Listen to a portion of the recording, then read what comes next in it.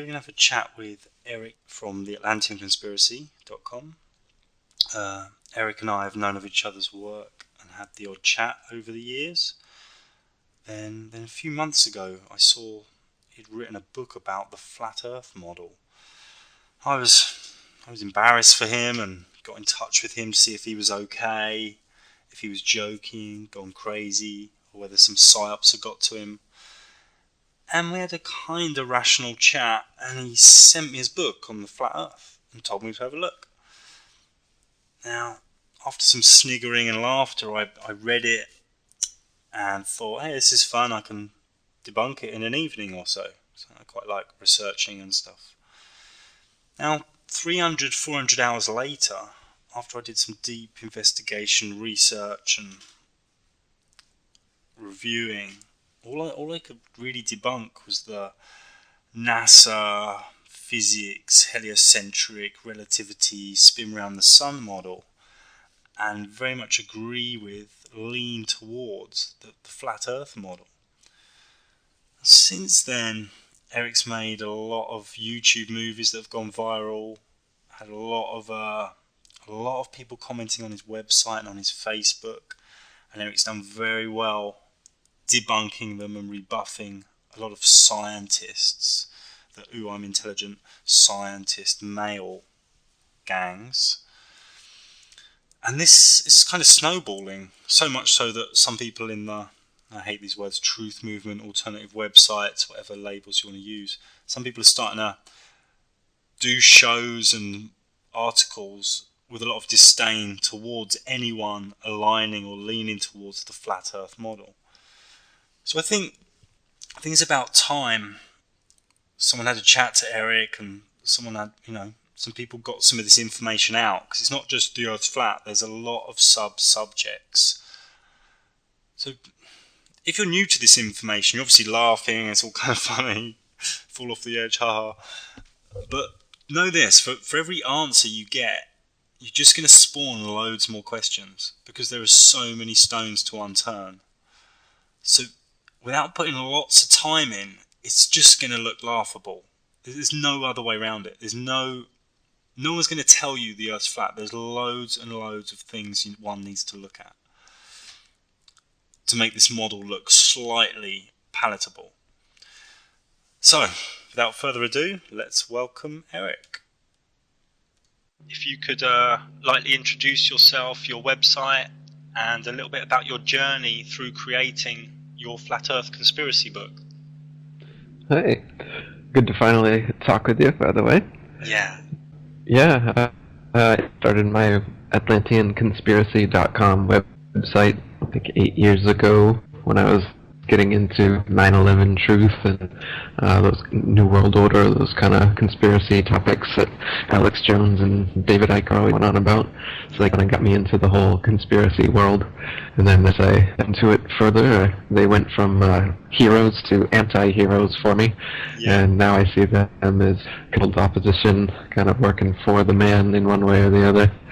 And so, as far as the flat Earth is concerned, I'd always had some notes regarding the spinning ball Earth as they taught us in school. I remember as a kid, they raising my hand and asking questions about the ball with it spinning around. Why doesn't everything fly off or fall off? And they'd explain gravity, and that just wasn't doing it for me. It didn't make much sense. But the way school is you gotta regurgitate their answers, or else you fail, and you gotta keep going until you do regurgitate their answers. So, alright, okay, whatever. It's a spinning ball, gravity, got it. Okay, I can put that down on a test. True, false, true. Whatever you say. And that's why I was always... At school, the things that go in between the age of 7 and 12 seem to go in really deep. That's what Oh, yeah. Absolutely, yeah. You get to them young, and you can keep them for life, right? Yeah, and how did the actual book come about, Eric? What sort of information, what sort of things happened to enable you to think, wow, I'm going to collate all this and write a book about it? I started looking more into geocentricity, which is the idea that the Earth is stationary and the planets, stars, and the moon all revolve around us. And there's quite a lot of evidence there, so I deep in my Atlantean Conspiracy book I didn't get into the flat Earth, though I had already started reading a bit of old flat Earth material at the time. And over the past few years, I've been reading a lot more. And once I'd read enough to be convinced of the conspiracy and have enough evidence to present my own arguments and represent the old arguments, that's when I wrote my book. Yeah, great. Because as I said in the introduction, I read your book and I was sort of laughing a little and tried to debunk it. And after 300-400 hours research, I'm on board and with the flat Earth model, and it's quite simple-ish to debunk the heliocentric spherical Earth model. And that's what I sort of want to go into today. I want us to, instead of saying, oh, we think the Earth's flat, people will just turn off laughing, is actually look at all these little stones that one needs to unturn to sort of get towards, leaning towards some sort of questions towards it possibly being a flat Earth. Because as you know and I know, there really is hundreds of hours research before you even start to really question it. Would you agree with that? Yeah, I mean, to really be convinced of the evidence and the proofs for a flat Earth, and to debunk all of the supposed proofs and evidence you think you have for the spinning ball Earth, you're going to have to put in some serious time researching these things, yeah, so you can figure it out for you. Yeah, I mean, what I will say is that the spherical Earth heliocentric is a model, and it is a model that works. That doesn't mean it's true. You know, people can go and study astrophysics it doesn't work for very 5, well. 10 years and be a great astrophysicist, but they're learning a model, they're learning a theory. It doesn't mean it's true, just because it's in university. I think we should start off maybe, Eric. I mean, this will get loads more people to turn off straight away, but I'm not too fussed about those people who aren't open to new information. The actual model we're talking about here when we say flat Earth, I mean, people automatically think, oh, well, you're going to fall off the edge, and, well, people have sailed and flown around the world. I think we should just maybe talk about the model. I mean, I think we both agree the North Pole's in the middle. There's a round, flat disk with Antarctica all round the outside. Is that something you agree with, Eric? Yep, that's the model. Yeah, so of course people can't fall off the Earth because they hit Antarctica. And of course people can sail or fly around the Earth because they go around Europe, Africa, the Americas, around Australia, and back to where they started on this round disc, this circle. Now, obviously this is a bit of a long jump to get from a heliocentric school lesson to this model we're talking about. So maybe we could start with maybe if you could explain a few things on why we're not spinning and why we're not spinning around the sun. We're sort of tear apart the heliocentric model a little bit. Sure. So the model that we're taught is not only are we spinning, the Earth is supposedly a ball that's spinning on its axis at over 1,000 miles per hour, but it's also spiraling, spinning around the sun at 67,000 miles per hour, while the sun is spinning around the Milky Way galaxy at 600,000 miles per hour, and the Milky Way galaxy is shooting off from a Big Bang creationary explosion 14 billion years ago at something like 670 million miles per hour. Yeah, that's a lot of G-force. Something like that. That's a lot, but the magic of gravity and science allows that to not be felt, seen, or heard by us in any way, so that, you know, this supposed 1,000 mile per hour eastward spin, you can feel the slightest westward breeze, but nothing from this spin. And that, of course, the heliocentrists tell us, is because the atmosphere magically sticks to the spinning ball Earth, which is strange because then the air 1 mile up would be travelling slower than the air, 50 miles up, because there's further for it to go. I've spoken to some scientists about this, and they've been put in a corner and had some very strange replies. We can also look at the Red Bull skydive a few years ago. He went into outer space. It took him 3 hours to go up and then land. Obviously, if the Earth was spinning, he should have landed hundreds of miles away from where he took off. But he actually landed 6-7 miles away from where he took off. This doesn't make sense. Right, right. Like you said, the higher up the atmosphere would go, it would have to be spinning faster because it's further away from the center of Yeah, spin. and no one can And, explain this. right, and they don't say how high up it goes. They Yes. don't tell you how high up the vacuum of space begins either. So apparently gravity and the atmosphere and everything has this effect, and it's spinning gradually faster and faster the higher you go. So if you were sending a rocket up there, the rocket would be going through faster and faster Yes. layers of spinning atmosphere until eventually somehow it pops Pops out out. into non-spinning Yeah, atmosphere. I've been speaking What? to people about this, some scientists, and I've said, okay then, where is this, how many miles up does this spinning fast atmosphere stop? Is it 100 miles, 120 miles, 200 miles? All these scientists say, I don't know. I'm like, well, you sort of should fucking know. You've done 10 years Right. science, you think you're clever, and you don't know this? And how can a vacuum of space exist adjacent to and not separate in any way from the non-vacuum of the atmosphere of the Earth and all these other planets that supposedly exist? Exactly, it's not possible. It's not possible. This is just what I'm going to do with Eric to the listeners. I just want to have a brief chat on all these little stones, or we'll be here for 10, 20 hours. So if you're interested in the heliocentric model and its flaws and its problems, have a look at Eric's website, theatlanticconspiracy.com, or I've got a few articles on this at wakey.com. What I want to do now is move on to curvature. Now obviously if we live on a ball, I would sort of want it to act like a ball.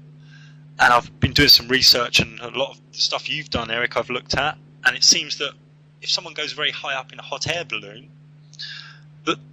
well, this is horizon, but with curvature, there isn't really any curvature. I mean, you go to the beach, you can't see it. It looks flat. Granted, people say, well, I can only see 50, 60 miles. The curvature's so slight, I cannot see it. Would you like to talk a little bit about curvature, Eric, and the flaws within this? You can't see it and you can't measure it. So like you said, yeah, it's there, man. It's there. You just can't see it or measure it anywhere, ever. But so you can see for yourself that the horizon is always flat, and it rises to your eye level no matter whether you're underwater or 20 miles up in the atmosphere. The horizon is going to be coming right up with you all the way up. It's always flat, isn't it? And it's always flat all the way around. Now, if you are on a ball, no matter how big, as you rose up, the horizon would stay exactly where it was, and you'd have to look down more and more the higher you rose to be looking at the horizon at all.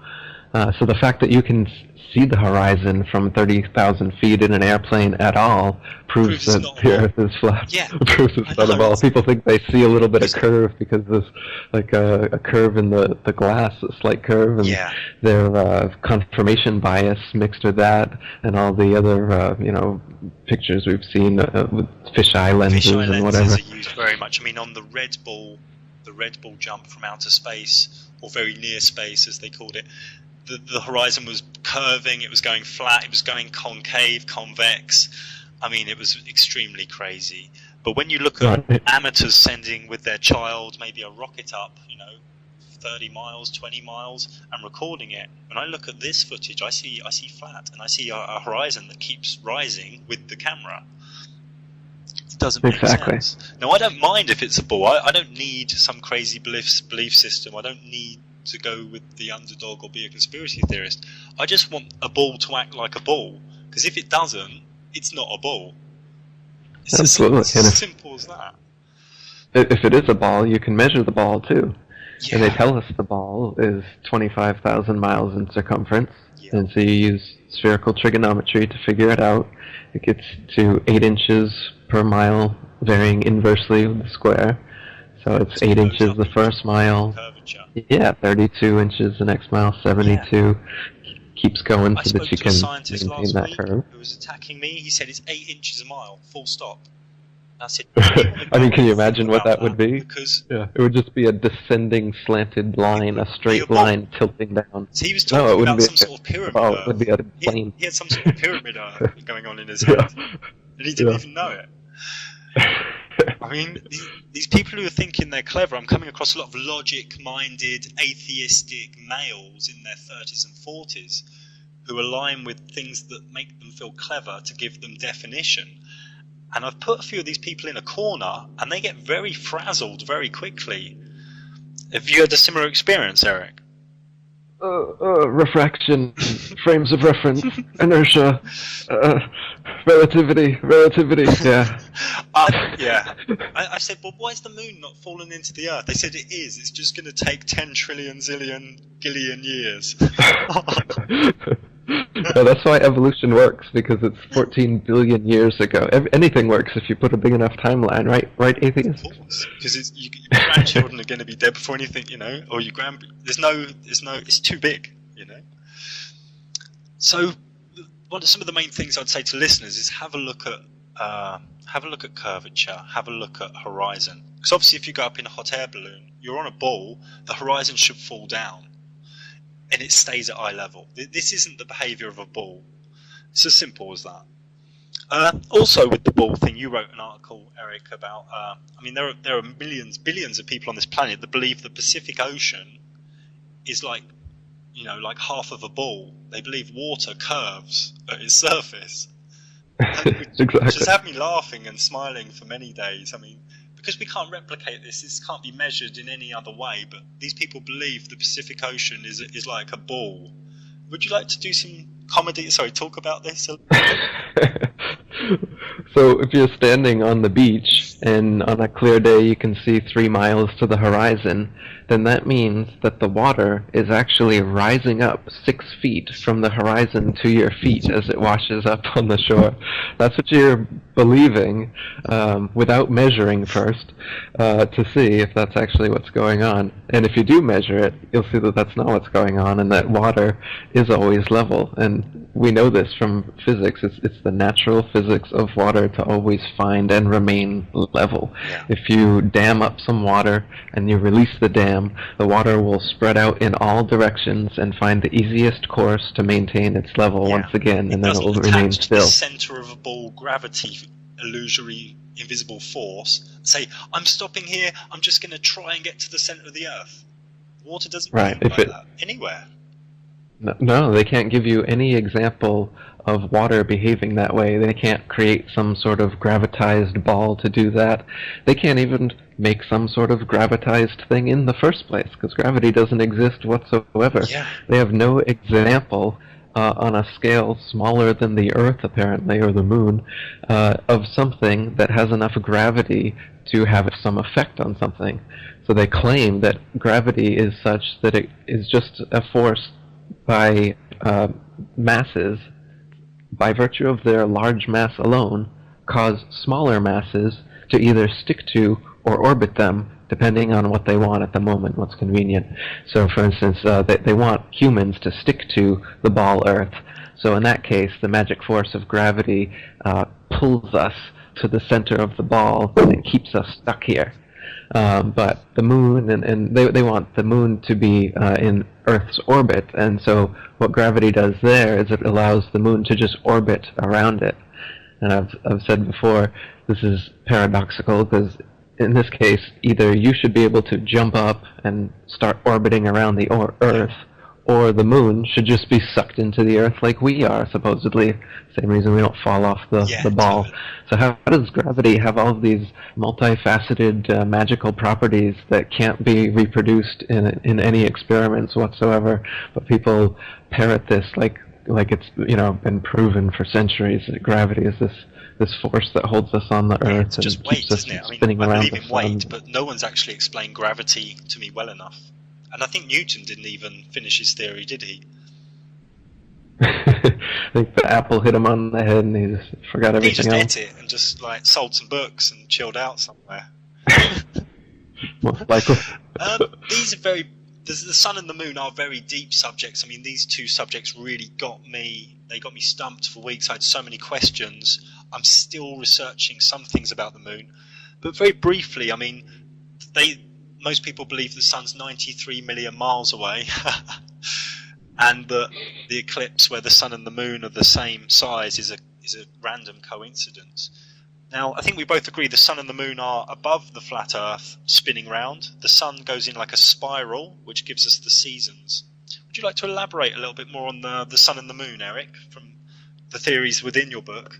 Right. So they say the sun is 93 million miles away, and the moon is, whatever, like 400 times closer. Is that what it is? So it's 400 times closer, but 400 times smaller. So it just happens to look from our perspective that they're exactly the same size. Yeah, that's one of many coincidences in the heliocentric model. In actuality, though, we can see with our eyes and measure with sextants that they are the same size, about 32 miles in diameter, and they rotate over and around the flat Earth, as you said, in a spiral pattern, circular spiral pattern, like the yin-yang symbol with the white and dark areas, and then the circle in the middle of the little spiral thing. And then if you have the yin-yang spiraling eastward all the time, you've got yourself a little sun-moon over the flat Earth model right there. And they do change their orbits a little bit, as you said, causing the seasons. The sun starts like December 25th, say, just after the winter solstice, starts going very fast, and starts at the Tropic of Capricorn and works its way to the equator 3 months later at the equinox, and then another 3 months works its way into the Tropic of Cancer, and it's slowing down all the time as it does, so that the time remains the same, the 24 hours remains the same, but the distance traveled is changing every day as it makes a smaller and smaller pattern. And then for the next 6 months, it's the opposite as it gets bigger and bigger, going back to from the Tropic of Cancer to the Tropic of Capricorn. Yeah. That's why you've got the different lengths of days and everything in different areas at different times of the year. I don't want to bring up the dome word yet. We're far too early in our chat for the dome words. But do you see the sun as being, how far away do you see it as being? All the flat Earth material I've seen has it within 3,000 miles or closer. Some say as close as like 700 miles. There's slight discrepancies there, but nothing like the discrepancies in the heliocentric model, which range from 3 million miles was the first estimate by Copernicus 500 years ago, and then it was up to 12 million miles 100 years later with Kepler, and it just kept getting bigger and bigger until today, where we're at 93 million miles. I would urge listeners to look at the size of the sun compared to the Earth in the mainstream model, and then go and watch a sunrise or a sunset and just have a really deep think about what's happening, because it's just not possible. Have a look at the sun's rays coming through the clouds. Have a look at some homemade sort of high altitude rockets filming the sun from like 20 miles up. This thing is not 93 miles away. It just isn't. I mean, you don't even need to do too much research. You just need to meditate and look and just use your eyes. I mean, really, this is a big lie. The sun's quite an easy one to knock off the list, I think. Yeah, there's amateur balloon footage. When you're up about 20 miles over the clouds, you can see that the sun is quite close, and there's even physical proof of it, like with the hot spots you can see on the clouds underneath the sun. Like a spotlight, it's shining light directly on the clouds underneath it and not on the clouds anywhere else around it. So there's examples like that where you can see empirically with your eyes that the sun cannot be 93 million miles away. You just look at any sun photos as it's shining through the clouds, you'll notice that the sun's rays are not coming in at all the same angle. And they come in at a variance of angles that points up towards exactly where the sun would be. If it was 93 million miles away and much, much bigger than us, it would just be one angle, bosh, you know? Sure, even with the, what do they call them, crepuscular rays or some shit, they've got scientific names for their refraction. bullshit. I was speaking to a scientist, it's refraction, it's refraction. I'm like, you don't know about the crepuscular waves. These crepuscular rays, what they do is they magically make it seem like all the lights are coming from a center point just above the clouds, but in fact they're separating from 93 million miles in that illusion. Another one of the heliocentric coincidences with their terminology to cover it up. Moving on to the moon, I would say the moon there's a lot of different theories within flat earthers. I sort of hate that term, but I'll use it for ease of the listeners. The moon is a tough nut to crack, because what I found is the moon's phases, it's doing its phases no matter what the Earth or Sun is doing. And a lot of the time people say, it's the moon's like that because of the shadow of the Earth. And I'll look at the sky and I'm like, well, no, it's not. The moon's just doing its thing, and that's not the shadow of the Earth. And the moon's just doing its thing. And I've got multiple examples of it not being to do with the sun, not being to do, they say it's the reflection of the sun's light. They're saying the curve is from the Earth. I mean, the moon is not how we are taught it is. I have an article coming out in about 2-3 weeks about the moon that's going to lay a lot of this out. Could you explain a little bit about the moon and what you wrote in your book, Eric? Something for the listeners. Yeah. So they say that lunar eclipses are the Earth's shadow on the moon. And so they say what happens is that the sun, Earth, and moon align in this perfect 180-degree syzygy, where they're just in a perfect alignment.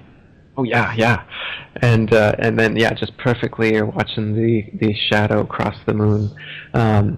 But it's been recorded, and it happens all the time, that the sun and the moon will be visible in the sky at some point on Earth from the same period of time while the eclipse is happening. So far from being 180 degrees from each other all lined up, they are very close to each other many times, and this phenomenon is still occurring. So absolutely cannot be the Earth's shadow. There's also been sightings of stars in front of the moon. And one of the ancient Islamic symbols is actually a star in front of the moon. Yes, absolutely. Yeah, the moon is not a solid place like in the Apollo landing videos, where it's just like a desert place. Yeah, that you could just land on. You can see, just look at it, pay attention, and it looks nothing like the Apollo videos. It's a light, and it's circular. It doesn't look in my research recently, and I haven't got around to doing the article of why mainstream science says the moon is bluey silver. The answers they give are so funny. I mean, they say it's the sun's reflection, but the moonlight does completely different things to plants. It does different things to the sea. It's still the sun's reflection. It's the same light. Well, it's silvery blue. I mean, I look up. This isn't yellow or white. It's silvery blue. Yeah, it does totally different things. If it was reflecting the sun's light, not only is it reflecting it, but it's transmuting it and somehow turning it into the exact opposite kind of light. So, the sun's light dries foods and things and preserves them, whereas the moon's light spoils many types of foods. Anyone who's into esoteric work or mysticism, or who works with the moon energy and works with the sun energy, these are very different flavors. Very different flavors. And if we go through history, we see the lunar cults. This is a very different energy to the sun cults. These are very different esoteric energies, on that subtle level as well. Right, and they're equal and opposite too, which is a subtle part of this deception, where they're making the male sun energy 400 times bigger, and the female moon energy, they gotta diminish that. And you notice there was 12 men that landed on the moon, apparently, too, 12 being a masculine number, and the men on the moon, so it's them conquering the female as usual. Of old alchemical woodcuts, it's showing the balance between male and female, conscious, subconscious, as the sun and the moon, always shown as the same size. I believe a lot of these alchemists knew about the flat Earth and the model we live in, but this is a theory I cannot yet prove. Yeah, you look at those alchemical paintings and pictures, and the sun and the moon are always the same size, and the whole picture is always representing multifaceted forms of balance of the feminine, the masculine, sun, moon, day and night, good, evil. If you look at all the paintings, they're all about duality, and a lot of them even will show how we come from a singularity, and that's where the triangle shape metaphysically, spiritually, symbolically, can be seen as the descent of man or the creation of the physical world, because God is a singularity, but this physical creation that we live in is clearly dualistic with the male-female, sun, moon, day, night, inhale, exhale thing we got going on here. So the triangle with the I at the top can also be seen as the I am, as God is referred to as the I am, as well as the I am at the center point of all of our consciousness. It's one and the same. The I in the Kabbalah, is the I am I. is like the highest principle. Some people pronounce it different ways, which means I am that I am. It's like the highest resonance within the 40 Hebrew resonant words. This is like ancient stuff. With the moon, I think we should move on, because we could talk about the moon for hours. I want to talk a little bit about Polaris, the North Star, because some people say the Earth can't be flat because we've got the North Star, and in the southern hemisphere there's a kind of loose southern pole star. Now, from my point of view, there's like two, we're flat, and there's two like spinning circles in the sky. How would you do this as well, Eric? Yeah, the Polaris is right over the top of the North Pole, and then in a dome shape, whether they're in a dome or not, we'll discuss later, but in a dome shape, the stars all rotate eastward every night, as you can see. So, but depending on where you are on the flat Earth, you're only going to see a limited number of the stars, and the angle at which the rotation is happening is they're going like to be self-illuminaries that just aren't that far away.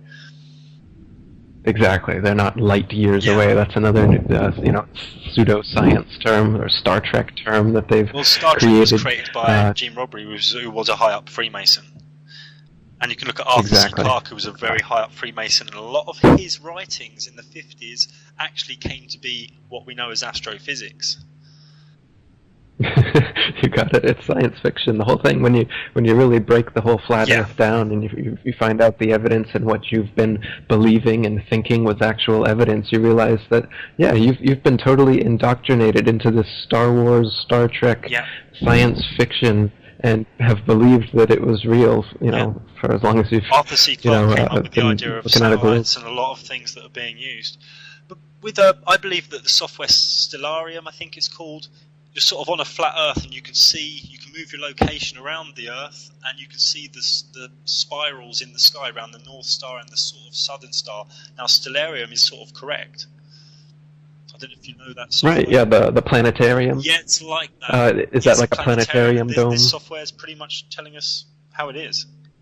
It's exactly, just they're not exactly. 10 trillion, zillion, gillion light years away. Right. Yeah, if you go to those planetariums where you sit down, you're on a flat plane, and then there's a dome over you, and Polaris is at the high point of the dome, and everything's spinning around you, and the constellations are fixed, and the wandering stars wander around the sun as it goes around. And so that's just how it is in real life.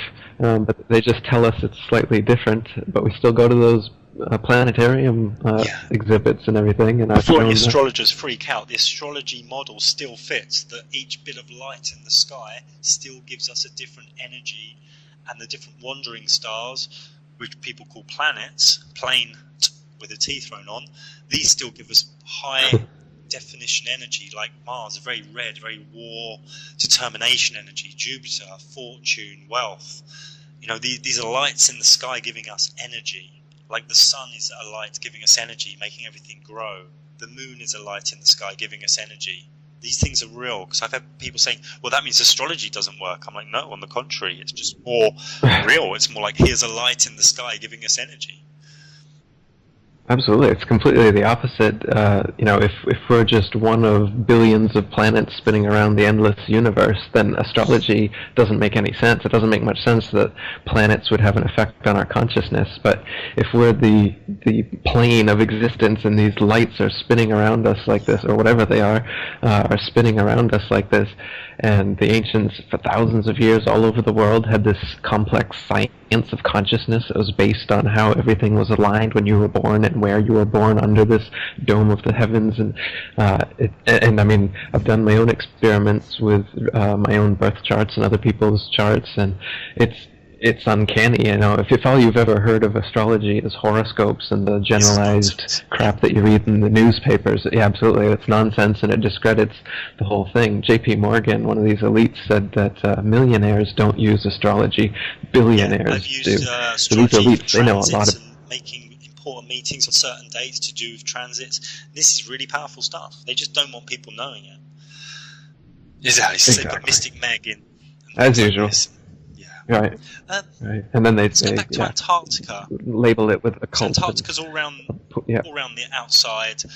People will say, "Oh, well, you can fly across it," and well, you can't. You're not allowed to. You're not even allowed to go there. I phoned up Antarctica. There's like a tourist umbrella you have to go through, and I sort of said, "Oh, I've got loads of money. I've got boats in Hawaii and India, which I don't. And me and some friends were going to hack down to Antarctica and walk across it." And I got loads of emails off these people saying, no you don't, fill out your permits, you've got orange membership, and fill out this, why are you coming? I got like totally hammered just for saying I'm coming to Antarctica. What I found is you're only allowed in through New Zealand, South America at the bottom, and South Africa at the bottom. And they take you in, you see some penguins, you sleep somewhere cold, and they throw you back out, all for like $5,000. Now, it's totally locked down, and I did an article about it where I looked at the Treaty of Antarctica, which is some countries got together and locked it down. They've got a lot of science research going on there, and they just don't let anyone in. Now, where this treaty meet, they have a big table that's shaped in a pyramid with the top cut off, which is, you can call me a conspiracy theorist, but there's obviously something there. What would you like to add on the Antarctica rim model, Eric? Yeah, so Antarctica is not just the tiny ice continent on the bottom of the globe that it shows, but it is the case that no matter where you are on Earth, if you go southwards from there, you'll hit Antarctica. So if you imagine expanding that little Antarctic continent on the bottom of the globe out to an ice rim all the way across, around the Earth, the North Pole being in the center, anywhere you go in a straight line, you will end up going to the ice wall. Yeah, and many boats through, since the 40s, 50s have talked about my instruments went crazy, there were ice walls for hundreds of miles, I got lost. There's so many of these stories. Yeah, and so they say that there's a South Pole somewhere too on part of that guided tour that you're talking about. They've got an arbitrary point along the Antarctic ice that they've put a red and white barbershop pole with a ball earth on top of it and claim that that's the South Pole. But they even admit that it's not the real South Pole because the real geomagnetic South Pole is constantly moving. So since it's constantly moving, you're never really going to be able to see it. But the reality is they can't have people going down there with a compass and checking to see if it really is the South Pole. Last year, Prince Harry was down there, and they just made some filming. He was with Rupert and Tarquin and a few of his friends. And the story was, it was on all the mainstream news, Prince Harry in Antarctica. Oh, we had to go back, it was just too cold, my foot got blisters and frostbite. What the message to the subconscious is, it doesn't matter how rich you are, don't go there, it's too cold. They know that Prince Harry and a team of injured servicemen and women have been walking to the South Pole. Well, they've got there, they've completed the 200-mile Walking with the Wounded South Pole Challenge, that's its proper name. They've spent more than 3 weeks trekking through Antarctica, and this was what it sounded like at the moment when they arrived at the bottom of the world. Let's go!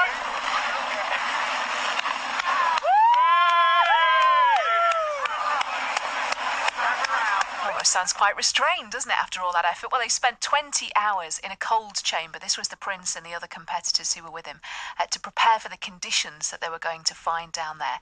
The expedition was supposed to be a race. You might remember it being billed that way before it started, but the weather became so bad as they went along that they scrapped the competitive side of things and just joined up as one big team instead. And this was how Harry reacted after completing the mission. We're here, we made it. It's Friday the 13th. We've had so many things go against us.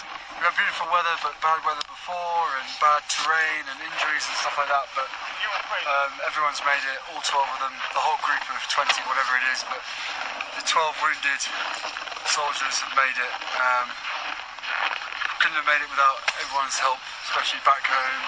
You know, the founders, Ed and Simon as well. But everyone is so happy. Everyone's touched the ball. We've all had photos. We've all had hugs, a few tears here and there. But all in all, mission success, basically. If you're wondering about that ball that he was talking about, it's the ceremonial South Pole at the Amundsen Scott South Pole Station. It's like a metal sphere on a red and white pole, and it's partly surrounded by the flags of the signatories of the Antarctic Treaty.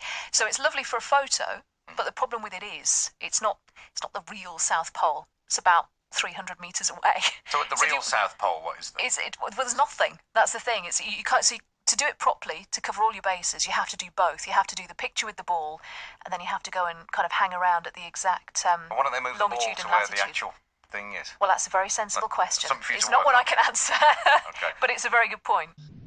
Exactly. Same with the North Pole. All the footage you can see of the North Pole is nothing but a long sheet of ice and people with icicles in their mustaches and beards huddled together. Also, yeah. Also with the southern hemisphere around the South Pole, if you want to fly from, say, Santiago, Chile to Christchurch in New Zealand, or any of these sort of flights, you can't fly across the South Pole because they say it's too cold, which is a bit strange because the Pacific Ocean's kind of cold, and they fly over that. Now, and when you fly from any of these cities around the right at the bottom of the southern hemisphere, you can't do a direct flight. It's like 2 stopovers, go up to Dubai, go up to Bangkok, 3 stopovers, 2 stopovers, 30 hours, and I spent hours looking at these flights, and you just can't get a direct flight. Yeah, and when you look at them on the ball model or the Mercator projections, you're going at like right angles to each other, making the weirdest trajectories. And then if you just map the same flights, all of them, on the flat azimuthal map, straight on, pretty much, or at least the best you could do as far as refueling points and whatnot. I think we should move on to NASA. Obviously, this could be an hour chat on its own. Somehow we got to cover NASA quickly. I mean, obviously, the moon landings didn't happen. They were Stanley Kubrick. He sort of told us in The Shining.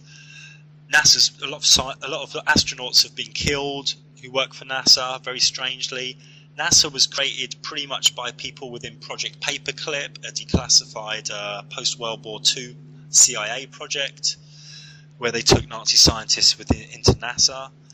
I don't believe anyone has actually ever been into space, because all the footage we have is from NASA, and all of this is like, CGI nonsense. Well, what would you have to say about NASA if you were to sum it up in a few sentences, Eric? People have made some good acronyms to sum up NASA. We've got never a straight answer. National Association of Space Actors. Yeah. No astronauts should apply.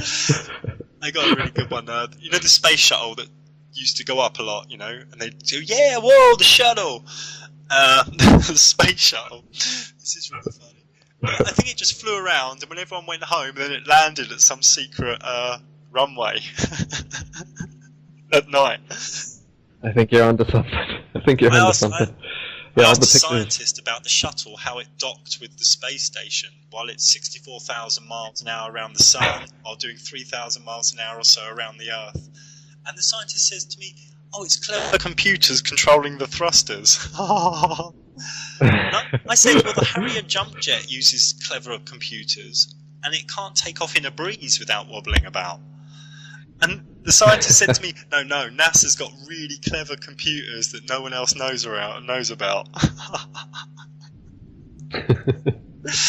I mean, I believe it. I think the footage on Moonraker, the old James Bond film in the 80s, of all the space shuttles, I think that is better footage than NASA stuff. Yeah, absolutely. That new Gravity movie is pretty good. I believe George Clooney's in space more than I believe Buzz Aldrin and Neil Armstrong. I spent a whole night once searching for a re-entry movie, because I thought, there's been like 300 to 500 space missions. Surely they filmed a re-entry. Couldn't find one. They managed to find one of the space shuttle doing a re-entry, and it's so laughable. It's total acting. And they re-enter it. It's like they're talking about, hey, is that orange out there? No, it's red. And they're moving their heads around and talking. But they're going about 3,000 miles an hour. And they should be like, their heads should be coming off their bodies. And then when they come into the atmosphere, it's pitch black, and it says, "Hello, Houston, it's nighttime here," just conveniently nighttime, so you can't see anything. And people believe this stuff, and you did a video on the space station, which was really good, really summed up the space station hoax. Yeah, the astronauts, the whole thing they're doing there is they've got these ways to convince us that they're floating, and that's what does it. We think that there's an ability to go up eventually in space, and there's no pull back to the Earth. You don't fall back down. You just pop out into the vacuum of gravity in space where you can just float out forever. So obviously this doesn't happen, but they're able to make us believe it does with camera tricks. Hollywood, I think a lot of sci-fi Hollywood has been doing this over the years as well. It backs up the theory. Yeah. Hollywood uses all the same methods. They just acknowledge that it's fiction. Yeah. The film coming out.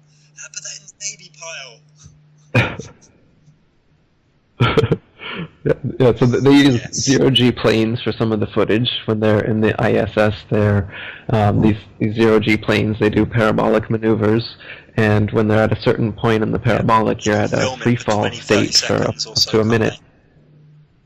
Right, exactly. So it can appear that you're in a zero-G atmosphere like that, and then you splice these together, and you can do this for as long as you want.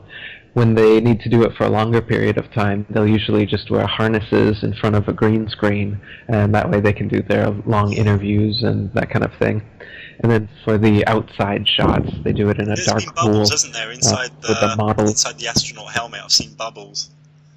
Because they're doing it underwater. Incessantly, like every single time. They can't get footage without bubbles. It must be pretty difficult when you're in a pool to try and not have bubbles when you're bumping into stuff and everything. People, I hate this word, sort of the big names. They don't believe the banks. They don't believe the politicians. They don't believe the gurus. They're questioning everyone and everything except for NASA. It's like, hey, I've got this big truth website and all these DVDs, and I stand up on stage and talk about truth, but NASA's correct. Well, it's just really fucking crazy how everyone's questioning everything except for NASA. Yeah, how did NASA get that control? What do they have that's so special? Is it sci-fi? Yeah, they got a hold of the science fiction geek demographic, the atheist. I think that's part of it too, kind of the atheist or agnostic, I don't know what to believe type people. NASA gives you an option. It's like, check out these Photoshop galaxies we made, believe in this. And everyone's like, beautiful, amazing, the universe is so amazing.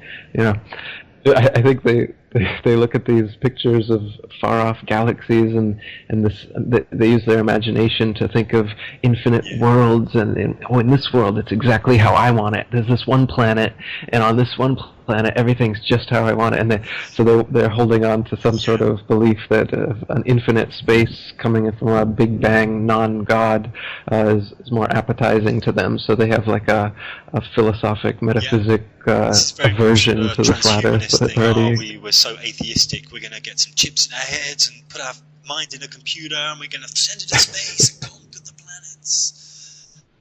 Oh, people must be laughing. Right. There are people somewhere laughing. It's all one and the same. Let's move on a bit from NASA, because we could do a whole chat. As I said at the start, I just want to do bite size. Google Earth. People say, yeah, but Google Earth, it's got satellite pictures. Obviously, if you study Google, they own a fleet of planes. They're doing high-altitude camera shots. Would you agree with that, Eric? Absolutely, yeah. It wouldn't make much sense to use satellites from supposedly hundreds of miles away to do these shots if you're we can do trying it to 30 take miles away, but no, we can do it 500 miles you might away as well and take take a them photo of really your close. house. And people have wondered, it's really stupid. I don't get it. I don't get it.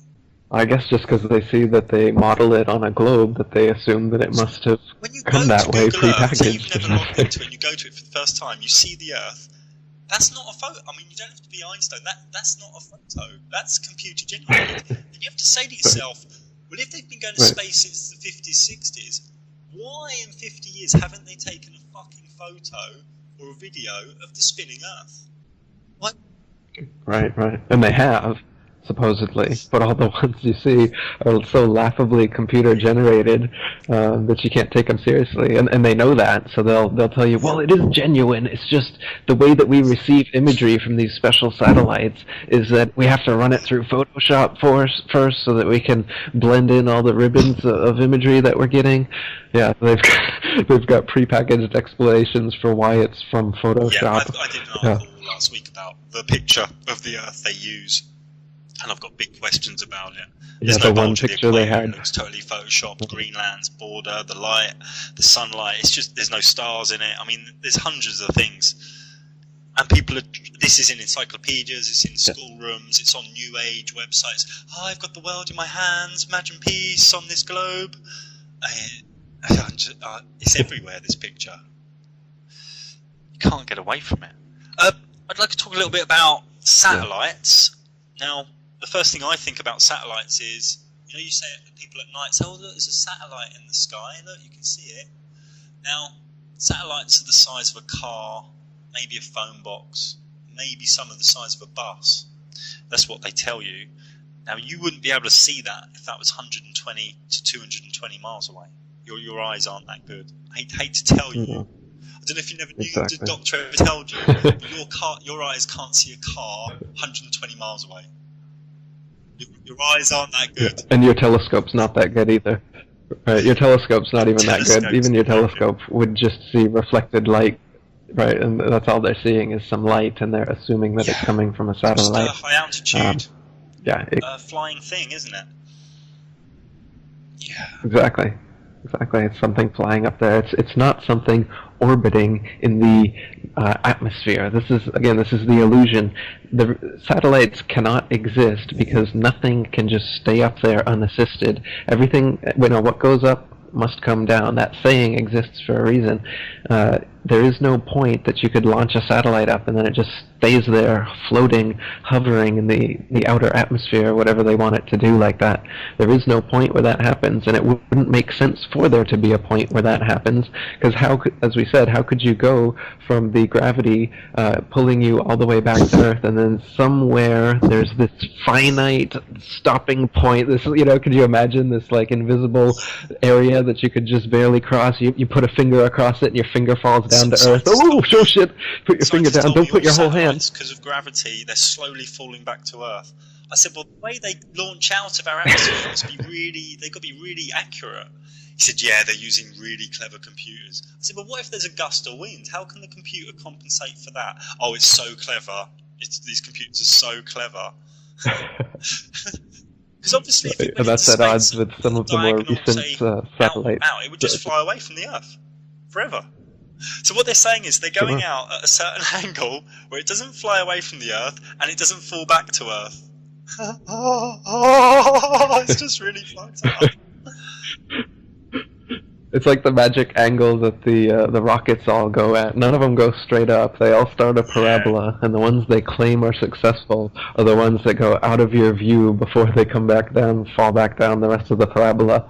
A lot of them explode before they complete the parabola, but as long as it explodes out of your eyesight, it's good. If anyone wants to, I did some recent articles about Pluto. They're doing a big mission to Pluto, which is really funny. It's like under fives, my first computer images.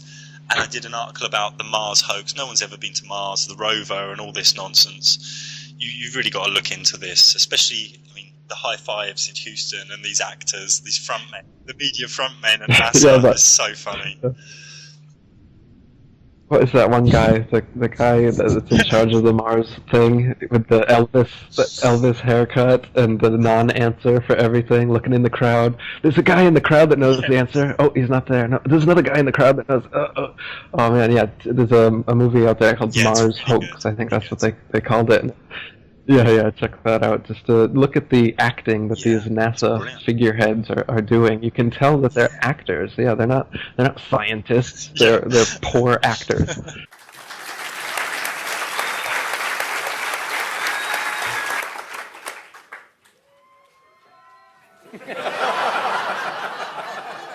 Say something profound.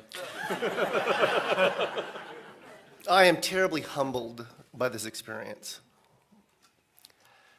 I, forever, secretly, have felt that I do not deserve to be in the position of leading the team that I lead, because they are certainly in some and largely by count of individual more capable than I. And I think that this nation is a truly great representation of a corner or a piece of humanity that reaches out and explores and conquers and engineers. We are kind of tool makers, agriculturalists, pioneers, and that's reflected in the activities and actions and results of tonight. So I want to say thank you to the blue shirts.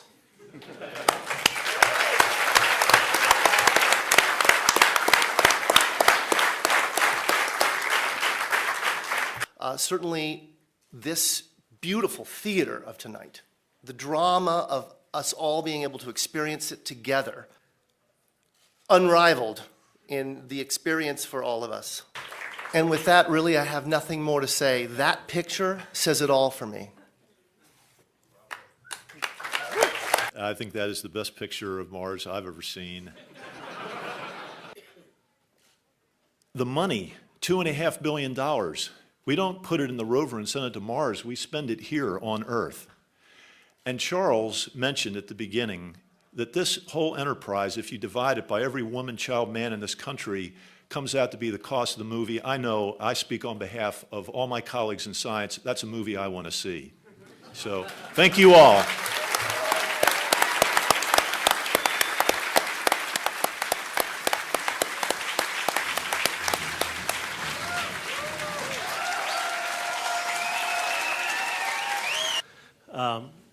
Adam, tell us about the landing. All right, Greg. I can't tell you too much about it. I mean, it looks good.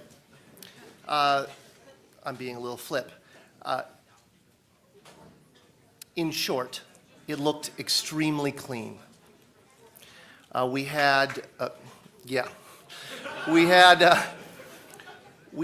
touched down in conditions that were on the more benign side of our nominal expectation. By the way, I want to preface everything. This is preliminary data scooped with the sieve in the cacophony of the control room during the celebration, right? And largely by my good friend Miguel San Martin, who's somewhere out there, I hope. At any rate, very nominal, remarkably good. Our navigation error was on the low side of our expectation, which meant that we probably had a good alignment between the celestial sensors and the inertial sensors, the IMU. Our powered flight appears to have been excellent. If my good friend Ben Toma is in the house, is Ben in the house? So it looked good, in short.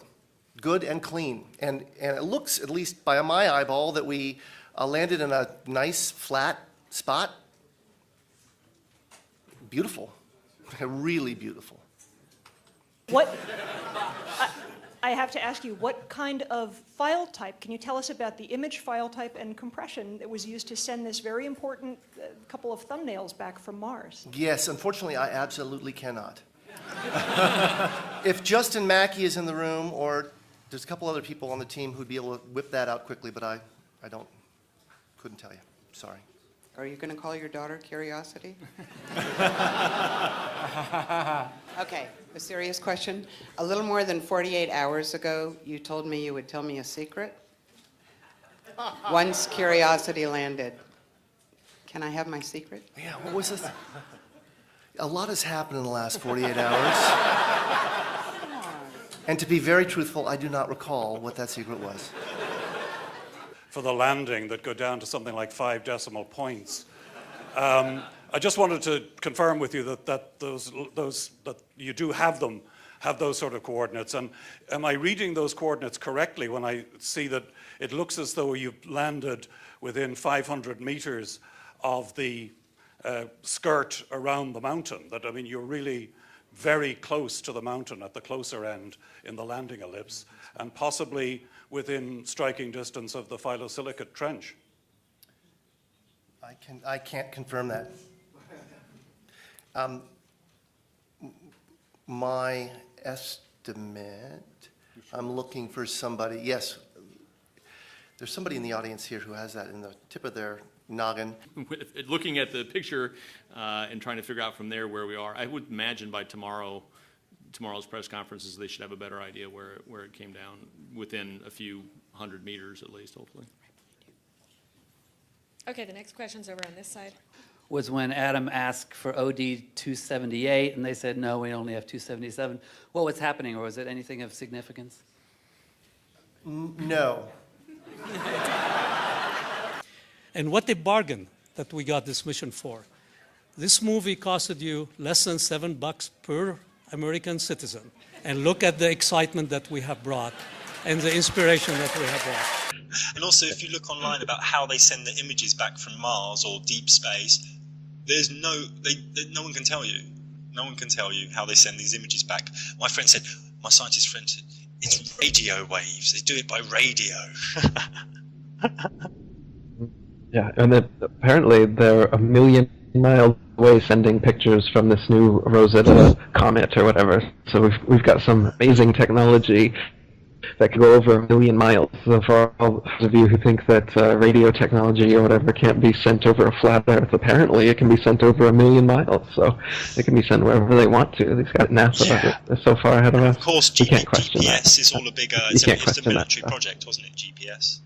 Yeah, started by the U.S. Department of Defense. So right there, I can't trust the coordinates when they go up to the North Pole, and none of them on any of the videos you can find in the public sphere can you find them break out a compass and prove that they're at the North Pole. All they ever do is break out a Garmin that says he's north, and they all clap, "We're here, good job." So there's no actual proof, as far as I'm concerned, that we've ever seen a picture of the North Pole. I'm very suspicious of what they claim to be the North Pole, just some random sheet of ice, and then we're almost there. 3, 2, 1, we're here. Oh. And it's like an hour-long documentary of ice and cold people being bored and boring, so that you don't think that there's anything there worth, worth your time. He's got quite a bit of money. He's like, I'm going to Antarctica, and he spent like thousands, and they put him by some ice, fed some penguins, slept in a cold igloo. Then they kicked him off, took some photos. It's like, it's amazing. It's like, yeah? It's like, yeah, it was cold and there was ice. Oh, well, I got that in my fridge. I got that in my freezer. You know? And they charge you thousands. It's crazy. So recently, Eric, you ousted the Flat Earth Society, which is a group that's been going for quite a while. You ousted them as controlled opposition, which I commend you for, because some of their beliefs within the model, I think, are very warped and sending people the wrong way. Do you have anything to say about that? Yeah, the Flat Earth Society was this organization that was created in 1970 by Leo Ferrari, who was this guy that never took the Flat Earth very seriously, and the people within the organization would often question whether he actually believed the Earth was flat at all. So, for instance, he would take a rock to all of his TV interviews, this big rock the size of a pumpkin, and he would say that he's just come back from the edge of the Earth, and he would describe this adventure where he lost his ship and all of his crewmen, and he was just about to fall off the edge as well, but he hung on to this rock, and it was this rock that saved him, and he brought it back to show everyone.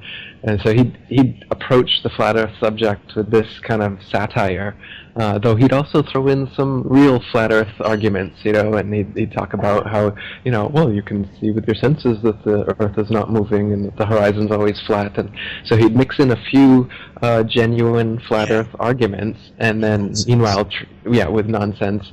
And so the current Flat Earth Society, one of their claims that they make is that gravity is real. It does exist, which, again, the flat Earth is rising up 9 meters a second or something. Exactly. So they give this false argument for gravity, saying that the Earth is actually constantly rising up, and that's why the effect of gravity is seen, but it's really just the Earth rising up. So an argument like this is easily proven false just by sustained flight. If that was actually happening, the Earth would crash into all planes and hot air balloons and helicopters and everything. So by presenting a argument that's so easily proven false and ridiculous and mixing it in with other flat Earth information, which is legit, then they just the wrong way. Sure. This is their tactic they do on everything. They mix truth with lies and smoke and mirrors, and you end up down a pit. They threw me off. They threw me off the trail for a year or more when I first started questioning the flat Earth. Of course, you Google it, and Flat Earth Society comes up for the first several, whatever you exactly. So yeah, we have questions like, Polaris. What about Polaris in a flat Earth model? Or within this model, it's always the Flat Earth Society forums that come up, and when you go in there, the answers push you the wrong way. It's very clever.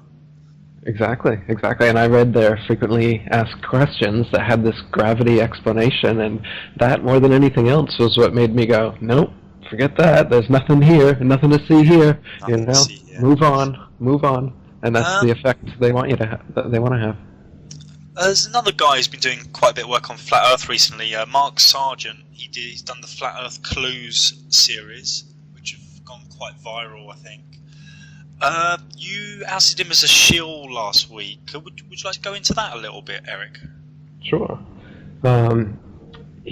I don't know if he is paid to do what he's doing, but he's certainly spreading disinformation and doing it in such an effective way that I'd be amazed if he didn't have a paid operation behind him.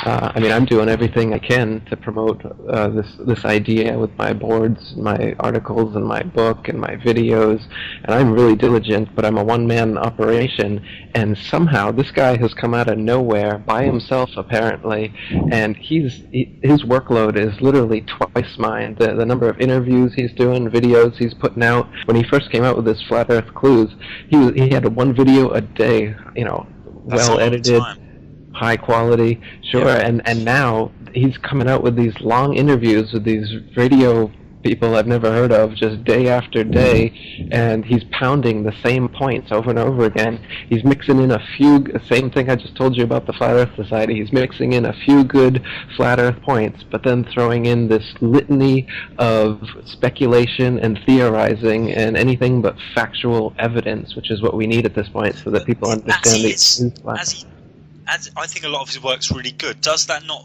mean he has given himself the platform to then theorise on some of his unknowns? Is he clear when he says, okay, this is now I'm speculating, now I'm theorising? I wish he would be more clear about that, because he'll say the moon, stars, and planets are definitely not there. They are projections. They are holograms. So he'll make claims like this, and then state them over and over again, interview after interview. He'll have a great interview, and then he'll send you to that Crow 77 whatever disinfo channel to have you thinking that everything's a hologram. And I questioned him about this. Nihilistic pit, don't you? You fall into nihilism. Oh, nothing's real. It's all an illusion. Sure. I questioned him about this, and I gave him all the evidence that the sun and moon are their own, shine with their own unique light, and how, like we were talking about earlier, that the moon is clearly a natural light in the sky, but he's saying it doesn't exist, it's not there, it's projected, it's a hologram. This is just one of the many disinfo points that Mark is putting into his video. He's saying this isn't a theory or speculation, he's saying this is fact.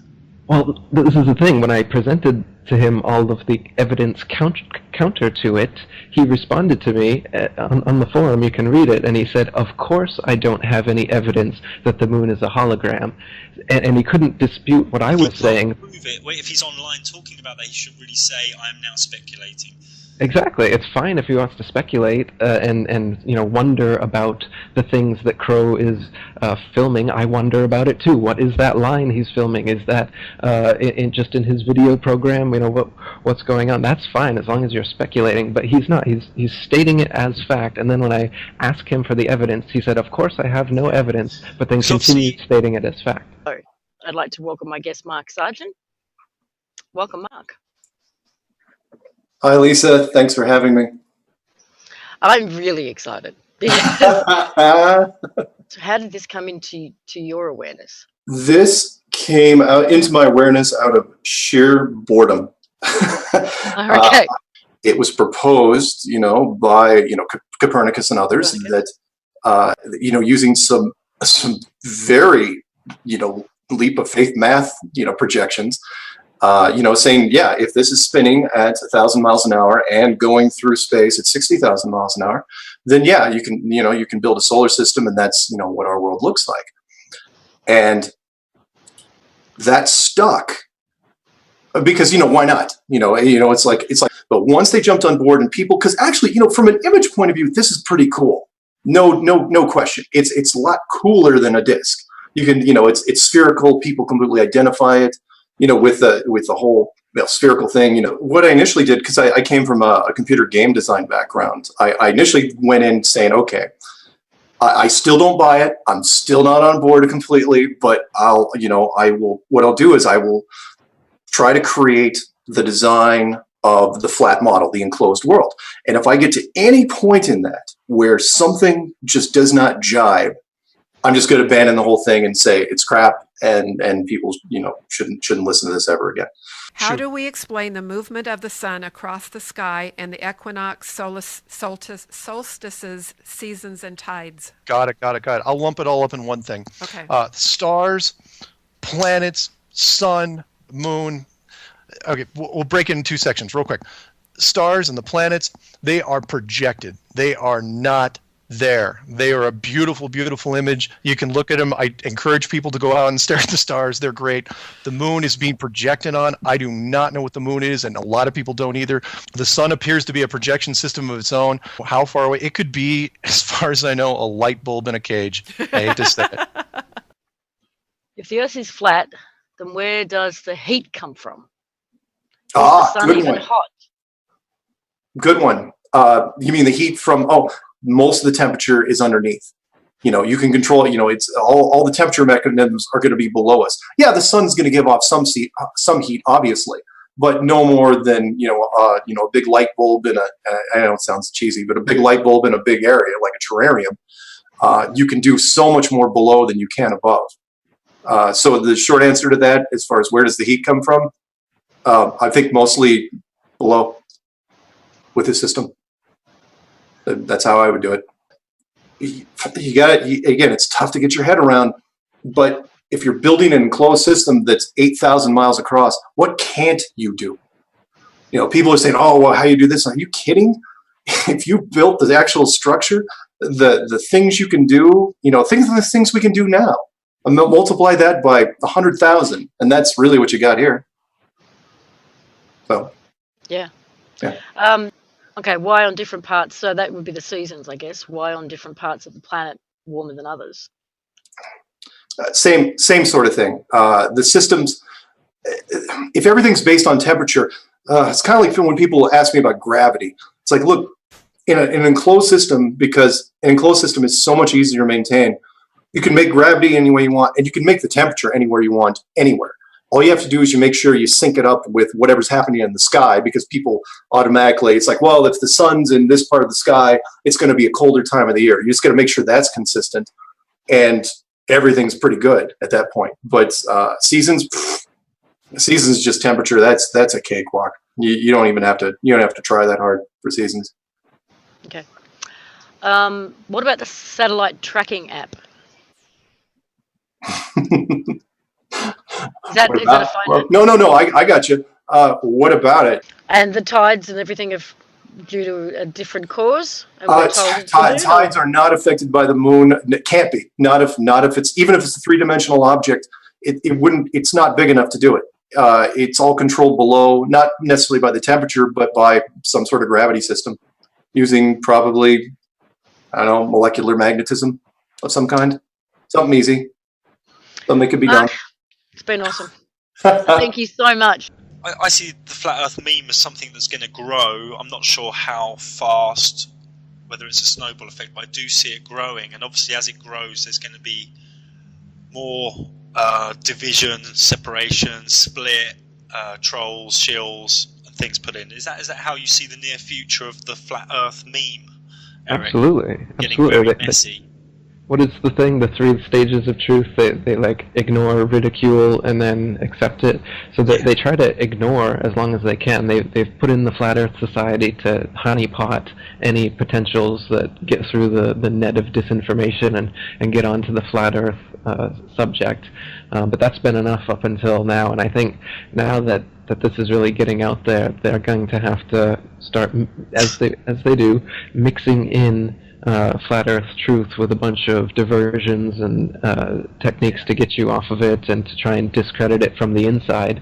And I think that's what we're seeing here, and I think we'll see it more and more with Mark and other people as time goes on. I'll give Mark the benefit of the doubt. I'm giving Mark the benefit of the doubt, but I think if people are theorizing and speculating, they've got to be clear, or else things can get messy. Yeah. Well, one thing I want to say is there's obviously a lot of listeners thinking, okay, this is kind of crazy. I've got things to look at and research to debunk this nonsense. And ultimately thinking, but why would they do this? Why would they go to all this trouble with NASA and the government and schools? Why would they do this? And I don't know if you agree with me here, but what I would say to this is, obviously it's very different if you're at the center of the universe and there's this intelligent design creation all around the humans. It's a bit more special than being on this random, come from a monkey, Big Bang, edge of a galaxy, in one of 300 million galaxies, on one planet where there's millions and billions of planets pretty the same. It's much more sacred and it's much more empowering, and it makes life so much more important what you're actually doing here than being this random sort of ape-like creature. Is that, and I think they're trying to depower us with this. Is that one reason you would agree with, Eric, why they're doing this? Absolutely. That's a great explanation of it. It spiritually controls us by convincing us of a nihilistic, atheistic metaphysics, and we think that there's a science that backs it up. So, like you're saying, these people who are so brainwashed into the heliocentric ball Earth model, you're like wondering why they clinging to the science fiction so much. It's because it's a holistic model of bullshit. They're attacking from all different angles. Yeah. They've got this pseudo-science angle and the metaphysics angle. Yeah, the Darwin evolution angle and the Big Bang and dinosaurs and everything. Absolutely. Yeah, dinosaurs. Yeah. One thing I looked at, and I'm sort of working with someone else on this, is obviously when I came round after a few hundred hours of, okay, we live on a flat Earth, and laughing my head off for a week, thinking, how the hell can I talk to anyone about this? I thought, better than talking to people about it, I'll just do more research. And I started looking into ancient texts. I know you've looked into this before, because you start to read ancient texts with new eyes within the flat Earth model, and all the ancient texts give you a different read. This is all around the world: Norse, Maya, Genesis, the East, and anywhere on the planet you pick up some ancient texts and you look at myth or cataclysm stories, everything looks really different.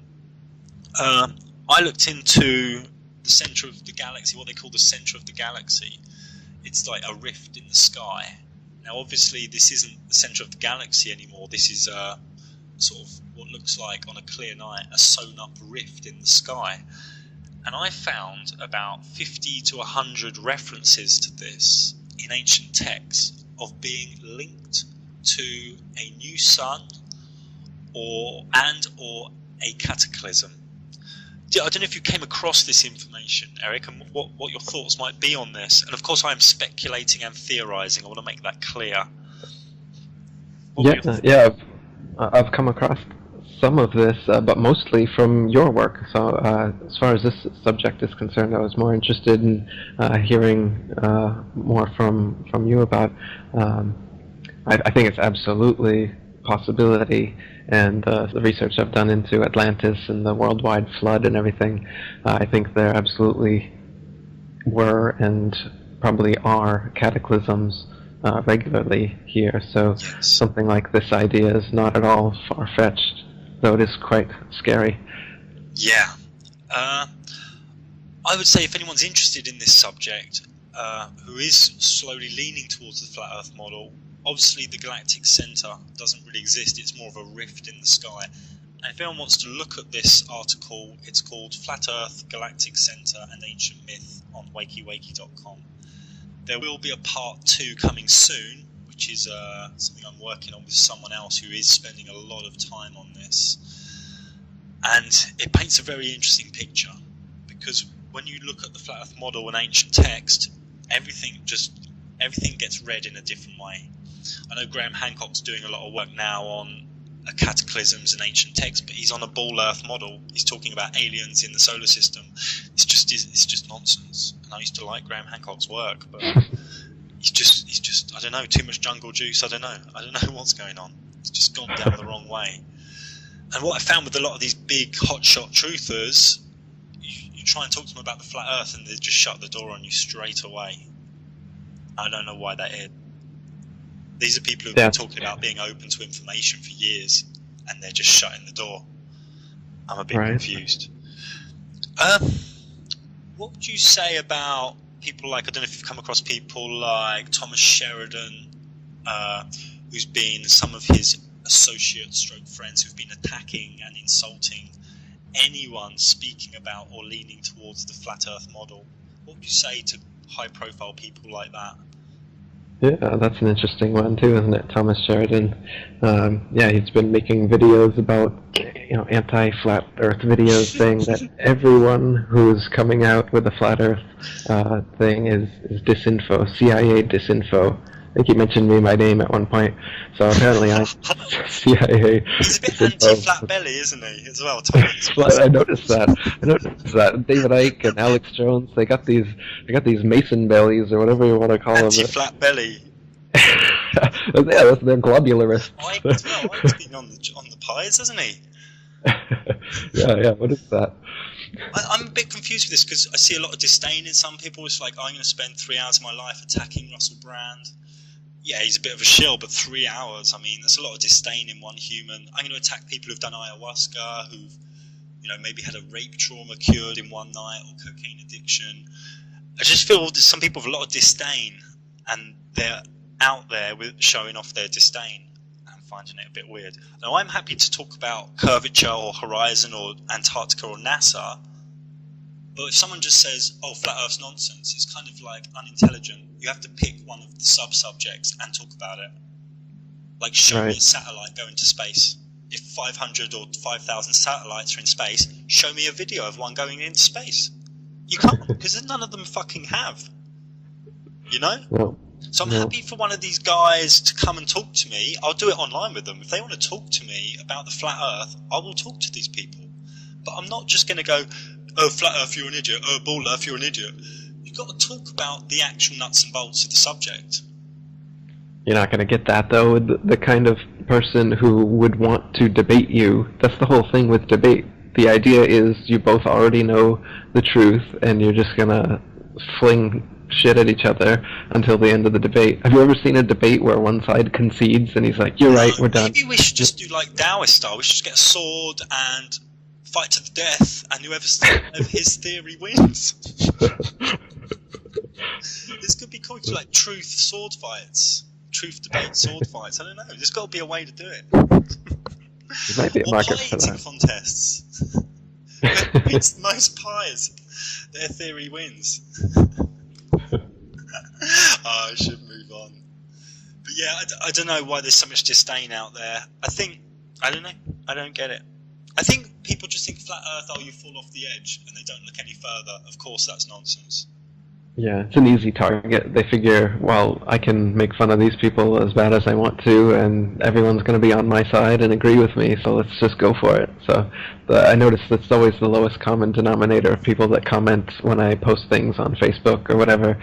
The intelligent people, they won't comment. They'll watch it, click like, move on, research something else. Yeah. A few weeks later, they'll add me as a friend, private message me, say, that kind of, and that's what a normal, free-thinking, human does. The kind of person that just reads the headline and then instantly comments within 5 minutes of you posting it. They obviously haven't read it or seen the video or whatever it is. They're just going on their preconception of whatever, and then if you waste time debating with someone like that, there's no progress being had whatsoever. So it's better. Yeah, it's better to just recognize that there's some people who are worth talking to and you can plant seeds and have discussions with, and then there's some people that you're better off just talking about something else, or just don't bother. That's why I made my monkey blog, because there's two scientists who just kept emailing me repeating what their physics teacher told them. It was pointless. There are a few guys, like you say, who first were like, I used to like your website, Mark, but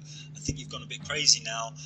And then a few weeks later send me, well, what do you think about this and this? And then a few weeks later come back to me and say, well, I was speaking to my brother about it, and, maybe there's something in this, but how do you look at the sun in this? And, they're slowly trying to piece things together. They don't believe it yet, but they're really 50-50. And what I say to these 50-50 people, if you don't know what sort of reality construct you live in, you shouldn't go to work. You just should be top of your list. So if you're alive, and you don't know where you're alive, this is kind of important. Right? Like you were talking about the motive. There you go. It literally is the biggest thing you could possibly lie about. Going on. It's like, oh no, I'm going to read my golf magazine today. Yeah, I don't care if the world's flat or round or what. I'm just going to go and play golf. This is kind of crazy. It's kind of Absolutely. crazy. It's kind of mental. It's like you need some help. That's what I think. People can do what they want, but people think that we're believing in the flat Earth, but what they don't realize is that they're believing in things like gravity and satellites and the spinning ball Earth, and they believe it because they were taught supposed proofs when they were really small children, before they had the critical faculty to really examine it and find the counter evidence and everything. So they bought into it as a child, and then, as Mark Twain says, it's easier to fool people than to convince them they've been fooled. So you were easier to fool as a kid than it is to wake you up as an adult and have you re-examine with a clean slate what you thought you knew and see where the evidence actually points. And you're going to find that you've been believing a model because you looked at globes, you saw NASA pictures, you used to believe the moon landing was real, you've heard these things about circumnavigation and ships disappearing below the horizon and whatnot. You've heard these proofs in your textbooks, and you haven't actually looked into them because your teacher never taught you the potential refutations. Your teacher never had you read flat Earth books or geocentric books. They exist, teacher, but we don't get taught those in government schools. What a lot of people think, they think it's creationism or rationalism. I've had a lot of people come to me like that, oh, you're a creationist. Wow. They're putting this into labels, into baskets, and I don't like definitions. I just like to know what's true. Right, how rational is everything coming from nothing for no reason and spontaneously creating order and life, consciousness, intelligence, and everything around us? That's very rational. It's rational to think that comes from nothing for no reason, and it's irrational to think that this creation had a creator, that this design was designed, right?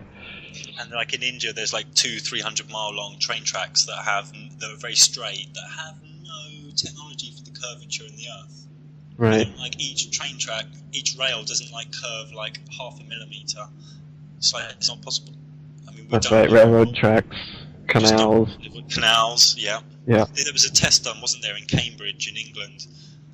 30 miles. There was like flags put in a straight canal, and they used a telescope, and there was no curvature. Right. It did many tests on the Old Bedford level. It's called this really straight canal.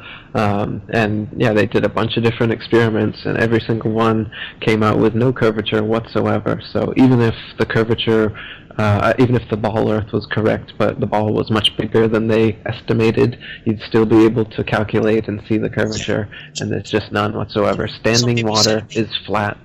They say, well, if it was flat and that was the case, Mark, I'll be able to see Everest. I know, because of atmospheric haze. That's right. Window now, there's atmospheric haze. That's right. You hear that one all the time. They say, if the Earth is flat, then I should be able to see London from New York. And because they think that through their telescopes, they're seeing starlight from trillions of miles away. So they think that they can see that far along the Earth. But first of all, you're looking horizontally instead of vertically at the densest level of the atmosphere, which is far from transparent.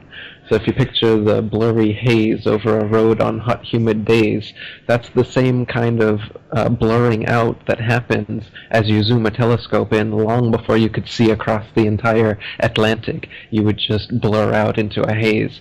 So, but you can, however, through a telescope, return a ship which disappeared beyond the horizon into full view, and you can see much further along the flat Earth than you could if it had the stated curvature.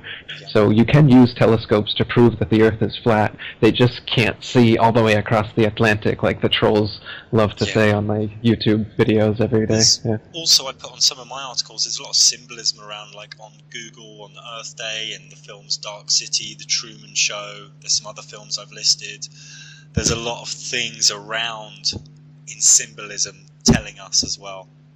Yeah, the Game of Thrones ice wall they've got in that new Game of Thrones. Yeah. They've got the Under the Dome Stephen King series where they're entrapped in a dome. You got, like you said, The Truman Show, Dark City.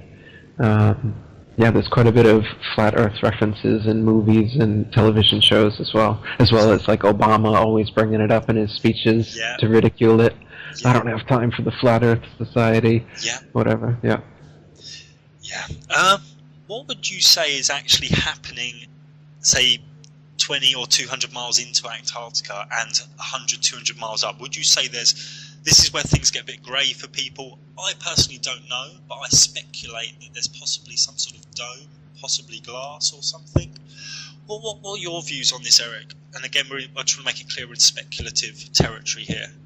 Yeah, I keep this whole area in speculation mode because there is no real physical, tangible proof that you can point to be sure that there is or isn't a dome, a barrier, or an infinite plane out there on the Antarctic ice. So I'm staying open to all possibilities, though I would say that having an edge that you fall off into the nothingness of space, that doesn't really make much sense to me.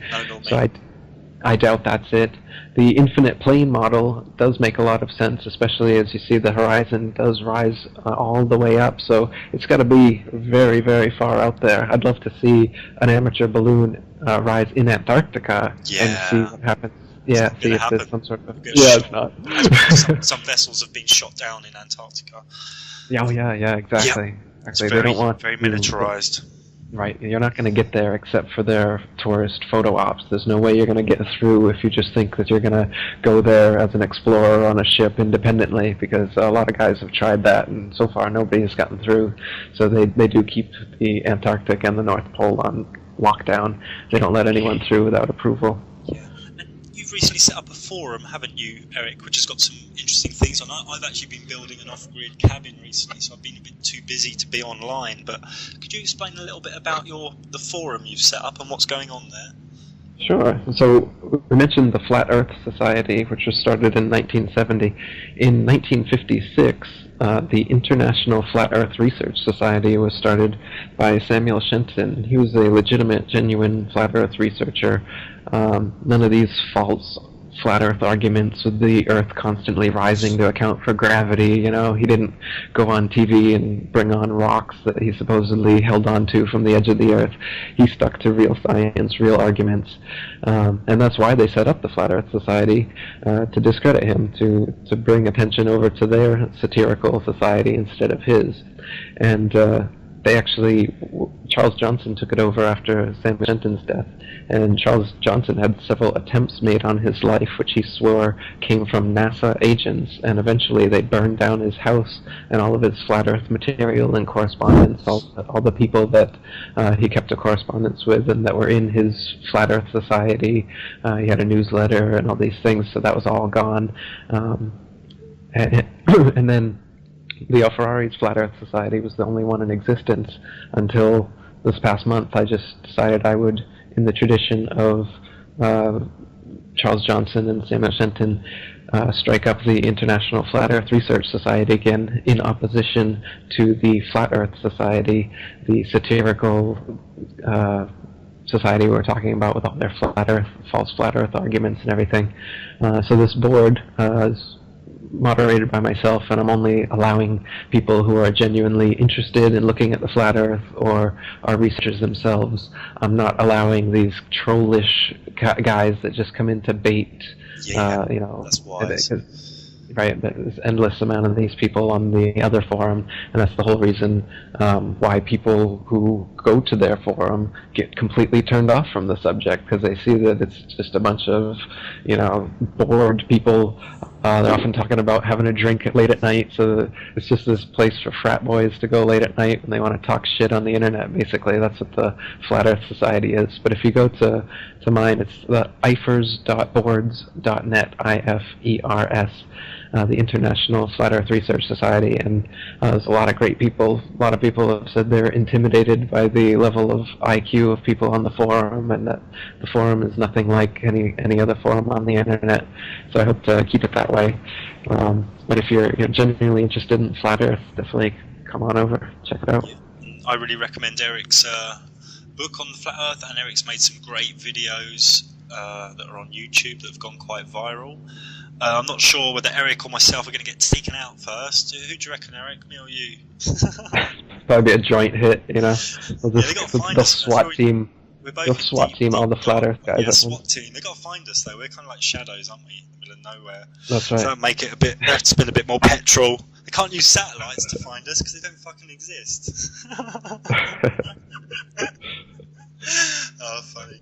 Well, so what I'd say to listeners, if you're interested in this subject, if you've got some questions, if you think it'd be kind of fun to research, Eric's website's theatlanteanconspiracy.org, mine's wakey.com. Sorry, yours is theatlanteanconspiracy.com. Also, yeah. Sorry, I'm wakey.com, and follow your nose from there. What I'm just going to say one quote from a guy called Frantz Fanon before we wrap this up, which is, sometimes people hold a core belief that is very strong. When they are presented with evidence that works against that belief, the new evidence cannot be accepted. It would create a feeling that is extremely uncomfortable, called cognitive dissonance. And because it is so important to protect the core belief, they will rationalise, ignore, and even deny anything that doesn't fit in with that core belief. Okay, thank you. Thank you, Eric. Thanks, it was great talking to you. Thanks for your time.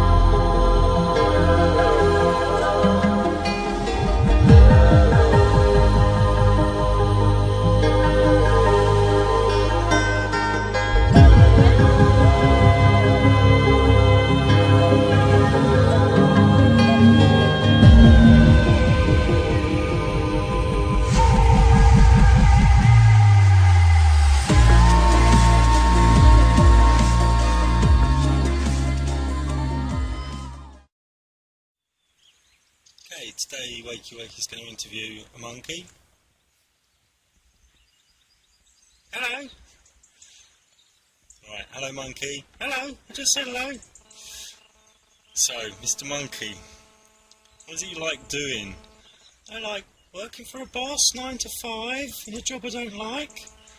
And I like to watch TV. It's really good. And everything I know really come from my school teachers. Okay, Mr. Monkey, sounds a bit weird. Your voice sounds a bit like mine. Shut up, monkey, or you're going to ruin it. Also, I like spinning on a planet, and it goes through space, around the sun, in the big universe with galaxies and planets. NASA tell me that, and it's amazing. Well, a few issues with that, Mr. Monkey.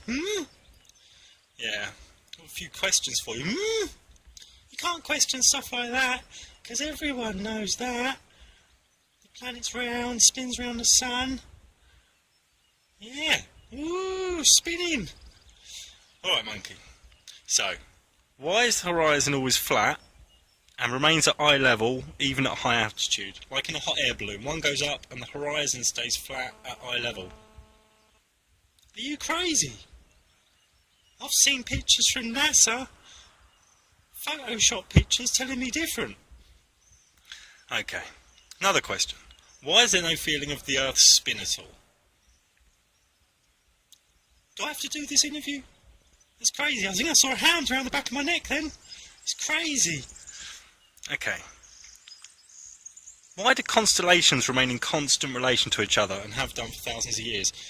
That's because, like, stars like Polaris are zillions of miles away. Can you prove that? No. But my teacher at school told me. Okay. Okay. Why were the Apollo moon landings faked? And all other NASA things faked? Are you crazy?